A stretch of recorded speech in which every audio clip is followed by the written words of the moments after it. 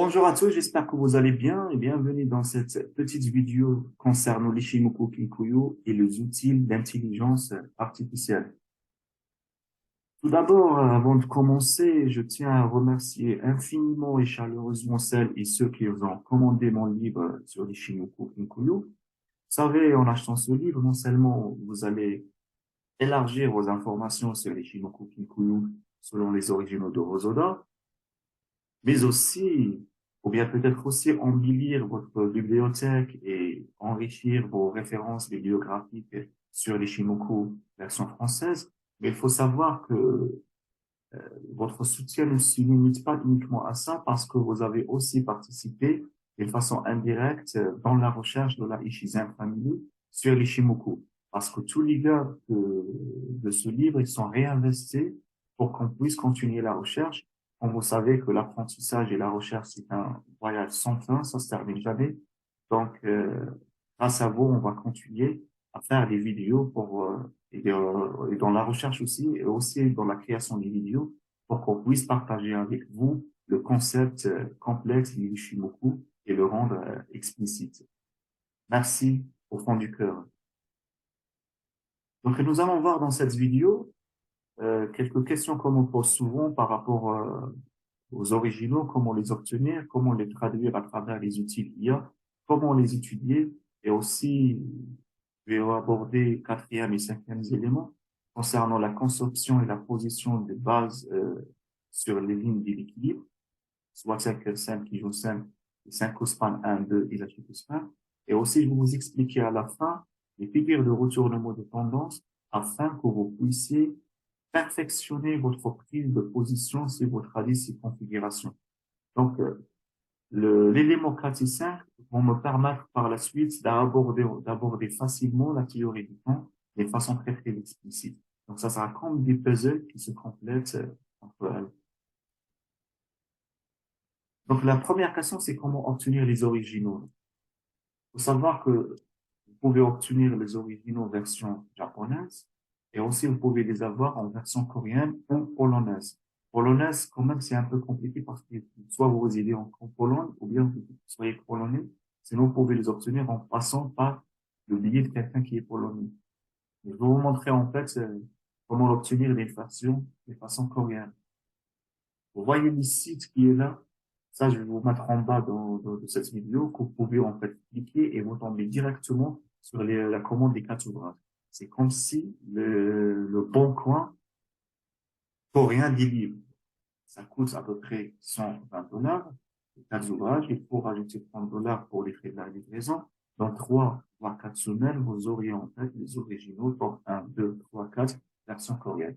Si vous voulez les recommander, je vous invite à commander aussi ce livre.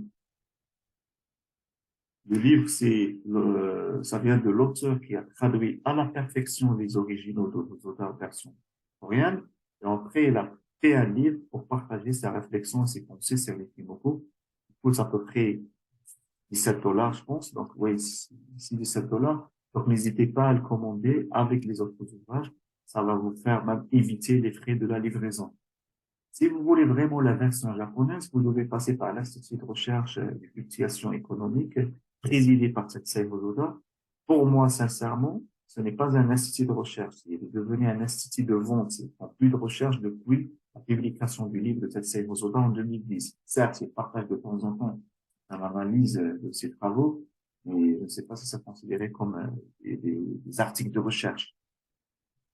Pourquoi? Bah, parce que tout simplement, en fait, la vente des ouvrages, ça devient très, très, très rentable.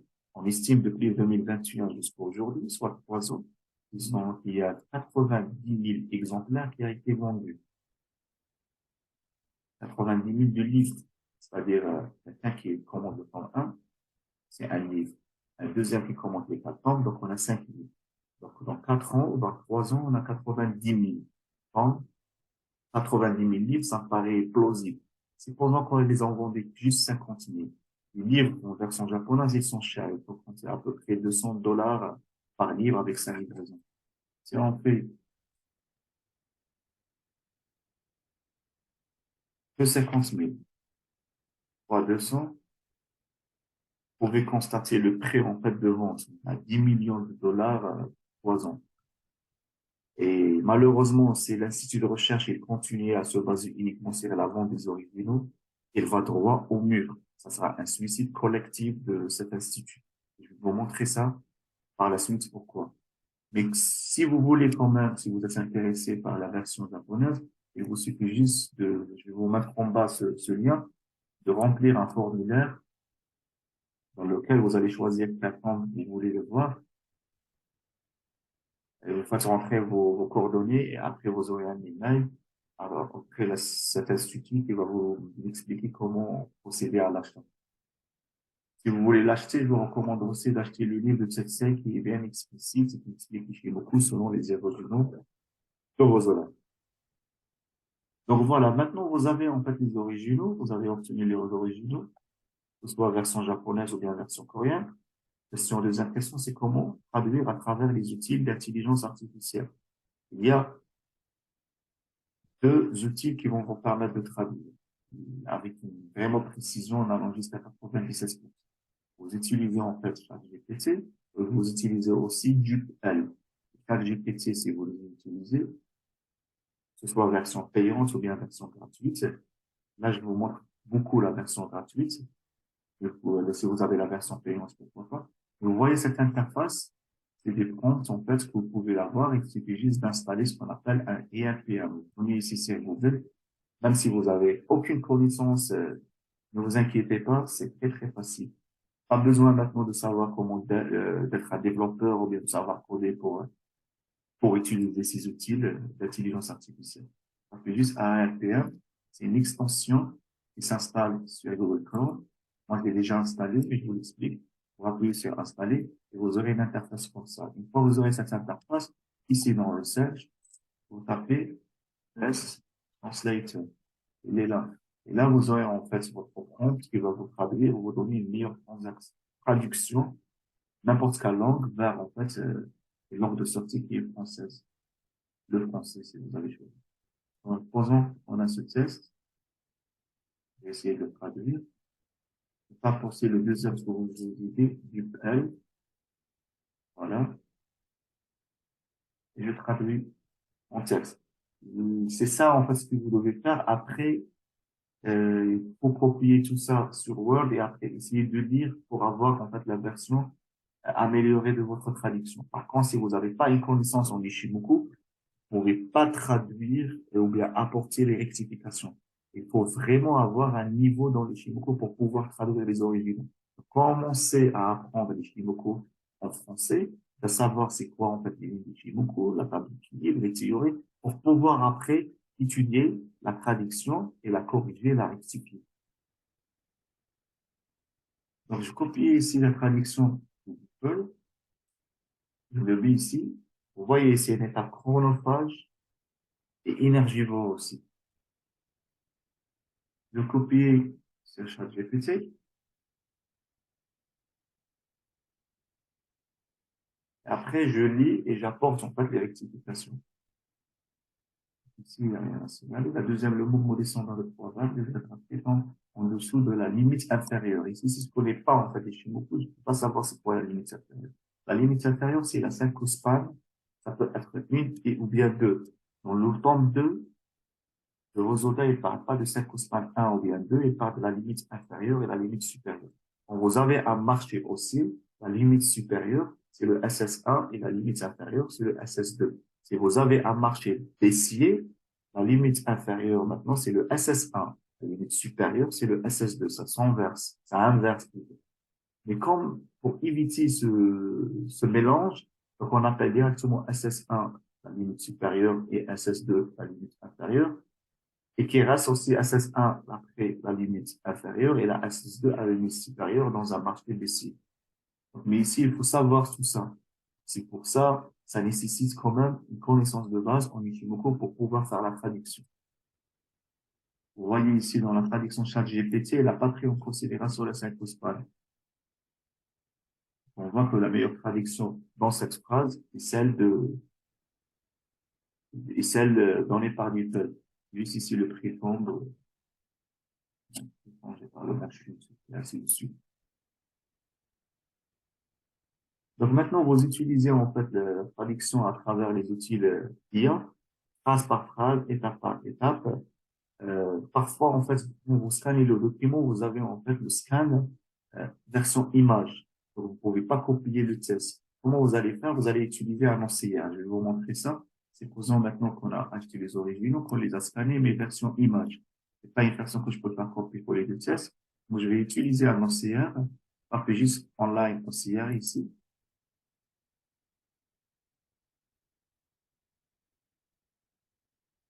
Il va permettre en fait de convertir l'image en texte.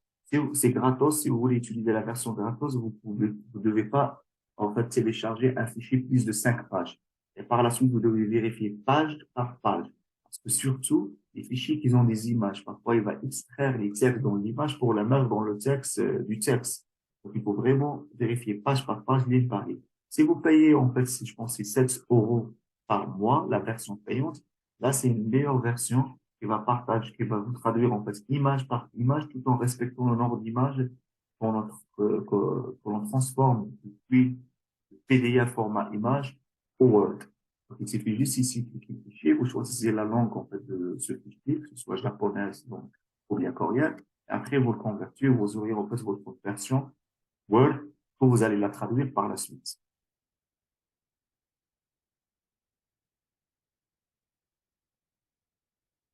Donc maintenant, vous avez la traduction, comment vous allez l'étudier? Donc, c'est là l'étape la plus importante qui rentre dans ce projet, ce que vous êtes en train de faire. Donc moi, je vous recommande, par rapport à mon expérience, de faire des groupes. Vous n'utilisez pas tout seul. Si vous êtes tout seul, ça va prendre beaucoup de temps. Et si vous êtes en groupe, non seulement vous allez trop vite, mais aussi vous allez très très loin. Donc faites un groupe, rentrez dans le Telegram ou bien Discord, la Ishizel Family. Montrez que vous cherchez en fait des gens, écrivez-nous, et après nous, on va vous mettre avec des groupes de 15 personnes, et chaque groupe, il va cotiser 50 euros pour pouvoir commander les originaux version coréenne. Donc, vous avez la version coréenne, tome 1, tome 2, tome 3, tome 4. Chaque personne va s'occuper d'un seul tome pour le scanner, le traduire, le scanner, le rendre en SOR, en format Word, et le traduire, et après, il envoie sa version à la deuxième personne pour qu'il le corrige. Donc, donc, vous aurez 4 versions en fait traduites et on suppose en fait le scan et l'OCR, ça prend un mois. La traduction, ça prend un mois.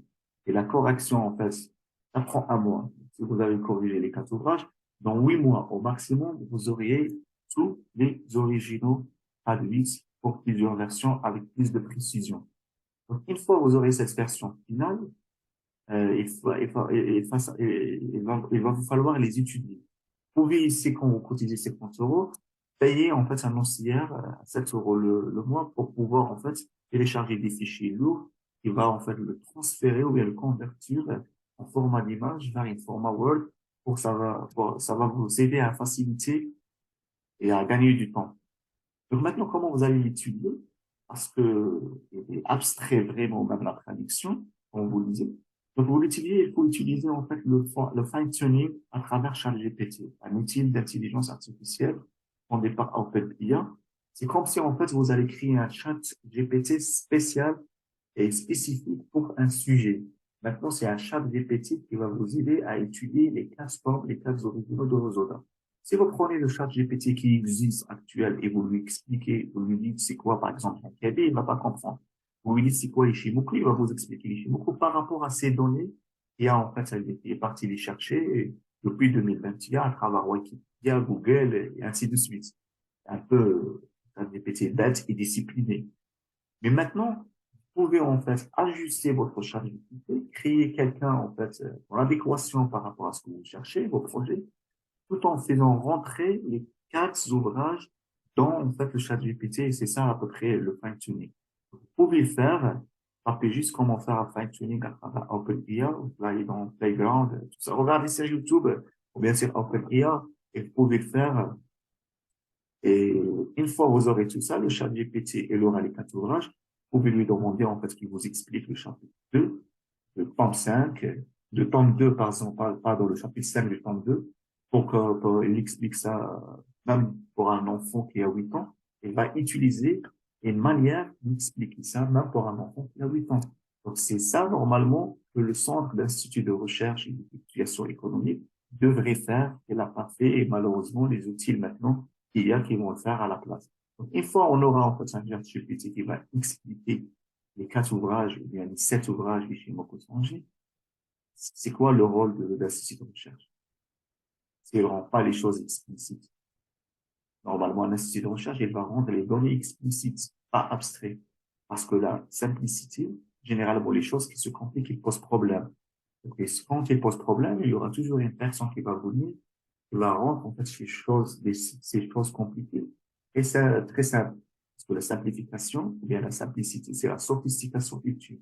C'est ce qu'il cherche chaque personne. Donc, je vais vous montrer maintenant quelques exemples. Maintenant, avec ChatGPT, vous pouvez faire tout, hein. Vous pouvez faire même, par exemple, même si vous n'avez rien comme connaissance. Non, je prends ChatGPT. Je vais lui demander, en fait, est-ce que je peux payer, outre le trading? Supposons quelqu'un qui utilise TradingView, ou bien NinjaTrader, ou bien MetaTrader, et qui veut, en fait, utiliser, ou bien concevoir un Nishimoku WaveMeter, ou bien qui veut utiliser un indicateur, concevoir un indicateur, vraiment développer un indicateur Ishimoku. Il est utilisé à travers cette plateforme, mais qui ne connaît rien en codage, ni au, c'est pas un dev. Est-ce que je peux utiliser un bot de trading? Non. Et voilà, il répond, il est en train d'expliquer des étapes qu'on peut l'utiliser.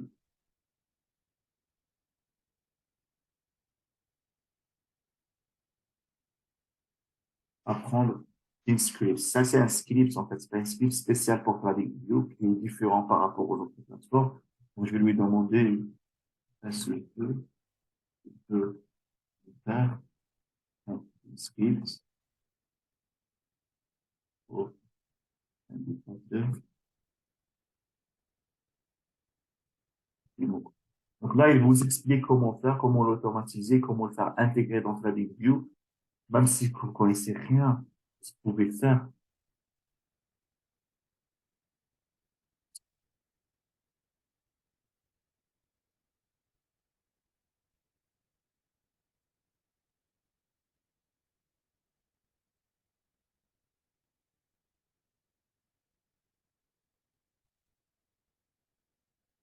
Donc là, je lui ai demandé vraiment un code de PitScript. Je ne connais pas, je vais même pas regarder comment ça se fait. Je vais le copier, je vais mettre dans TradingView et j'aurai mon propre Shimoku avec une ligne de Shimoku, ce qu'on voit tout ça, donc je l'intègre.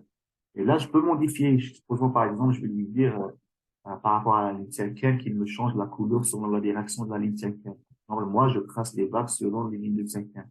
La conversion et la modulation de la cinquième, c'est là. Donc, je vais lui dire qu'il me donne une cinquième rouge si elle est en bas, cinquième vert si elle est en haut, la direction. Et après, je vais avoir une cinquième colorée selon la direction. C'est peu.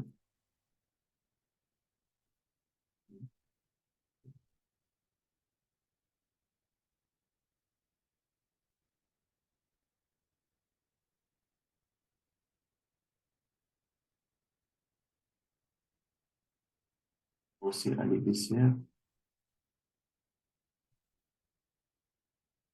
et verte, et la baissière.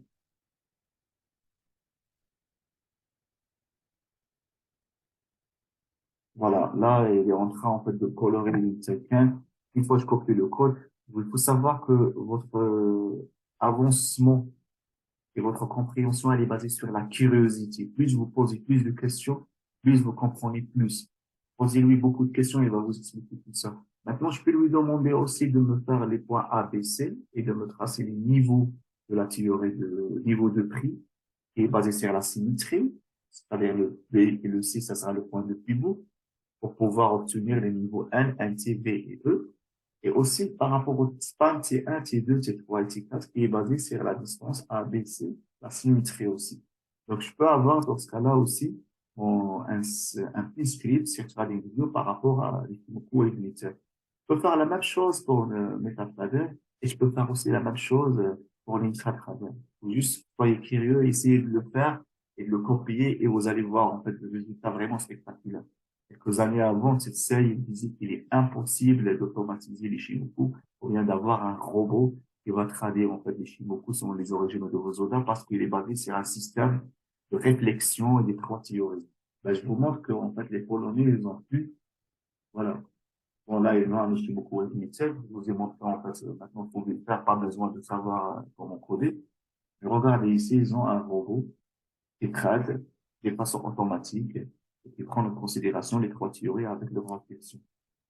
Donc, supposons maintenant, en fait, quelqu'un qui connaît rien doit apprendre les Shimoku. Par rapport maintenant aux données qui existent dans ChatGPT, vous lui demandez, en fait, vous demandez, en tant que soi, en professeur de l'analyse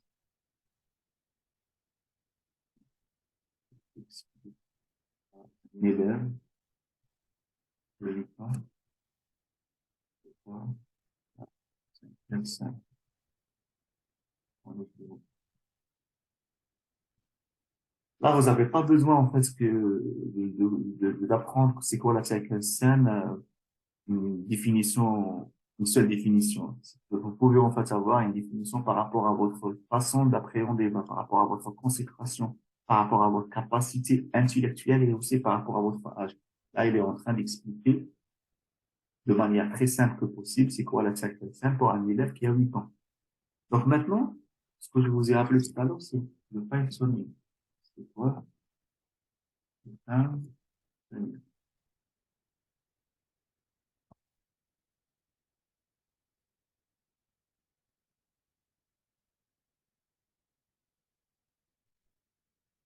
En même temps que la synchronisation sur les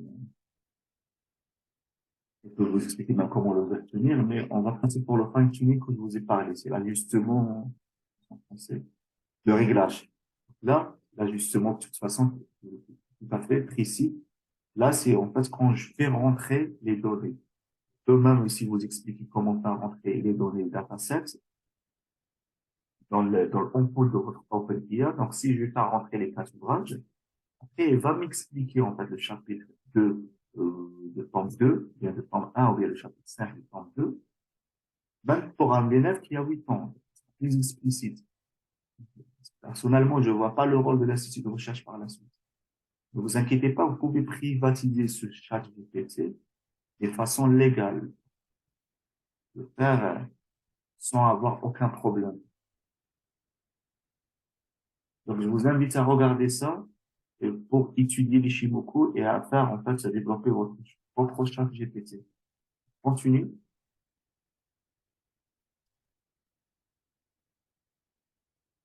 Et il faut savoir quand vous lisez un livre, ou bien un ouvrage original, peu importe, et la première lecture ne suffit pas du tout. La première lecture, c'est une lecture basée sur le contexte de signification, de la fascination et de l'apprentissage. Vous êtes en train d'apprendre une information, vous êtes fasciné, vous êtes en train de noter. C'est à partir de la deuxième lecture que, en fait, vous allez, en fait, aborder l'esprit de réflexion. C'est là où vous allez en fait étudier les pensées de l'auteur et peut-être même aborder des critiques par rapport aux pensées de cet auteur. Donc la première lecture ne suffit pas. N'importe quel livre, si vous les avez lu une seule fois, je vous recommande de le lire une deuxième fois et vous allez voir la différence entre la première lecture et la deuxième lecture. Je parle de la différence de façon d'appréhender en fait les informations. Comme toujours, je dis, il faut lire et lire jusqu'à l'évidence. Une belle phrase d'Umberto Eco qui disait en fait la lecture jusqu'à la jouissance intellectuelle est faite en faisant plusieurs fois. Parfois ici, je voudrais parler aussi du rapport de causalité, effet et cause. On dit souvent que chaque effort discipliné, il offre une récompense multiple. Certes, oui, mais il y a une chose. Il faut savoir que le temps, ou bien l'effet et la cause, et en fait, ils ne sont pas liés de façon linéaire, pas du tout. Il peut vous arriver de lire pendant 365 jours, 10 heures et 2 heures pour la comprendre, et vous comprenez rien. Et après, il vous suffit juste 5 jours, le 370e jour, un déclic, Et bon, à un moment, vous comprenez tout sur la théorie du vague. Donc, vous vous désespérez pas quand vous êtes en train de lire pendant 6 mois ou bien 7 mois, mais vous comprenez rien. C'est normal parce que l'effet et la cause, la relation de causalité, elle n'est pas linéaire. Vous pouvez lire 2 ans, 3 ans, c'est à partir de 2 ans et une journée que le déclic il arrive. Donc, continuez toujours à lire. Sachez que l'apprentissage et l'enseignement, c'est un voyage sans fin. Vous ne l'arrêtez pas. Et jusqu'à où, en fait, c'est un moment de déclic, il verra le jour. Voilà, je vois qu'on a dépassé pas mal du temps. Je vais arrêter là. Je vais faire une autre vidéo pour vous expliquer la conception et les positions du d'Ishimoku. Pour expliquer aussi comment obtenir ce diagramme qui est un peu déformé et parler après des figures de retournement de tendance pour pouvoir aborder par la suite la théorie du temps. Je vous remercie pour votre attention. Je vous donne un rendez-vous à la suite et je vous dis à bientôt. Ciao, ciao.